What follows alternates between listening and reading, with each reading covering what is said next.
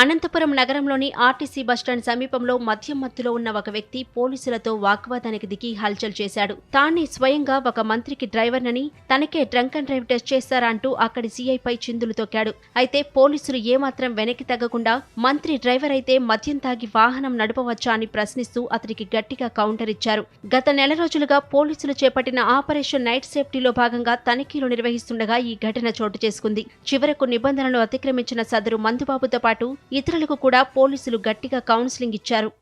Minister Satyakumar అనే driver sir మేము any time మేము సత్యకుమార్ అనే అంటే తిరిగేవాళ్ళం.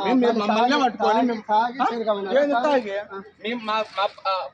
పని కోసం ఇటుకు వచ్చినాం అనంతపూర్కి. సరే పని కోసం వచ్చినాం సార్, పని కోసమే వచ్చినాం ఇటుకి. వేరే తిరగలేదు సార్. మీరు మేము అన్నం చేసుకుంటే వచ్చిందంటే మీరు మమ్మల్ని నిలబెట్టి ఓన్ సార్ మిమ్మల్ని ఎక్కడ వచ్చిందిరా అంటున్నావు. ఆ మాట అంటే మేము ఏమన్నావు? మేము పర్సనల్ పని మీద వచ్చిందంటే మీరందుకు మీరు మన మీడియా వాళ్ళని మీడియా వాళ్ళ ఇది కూడా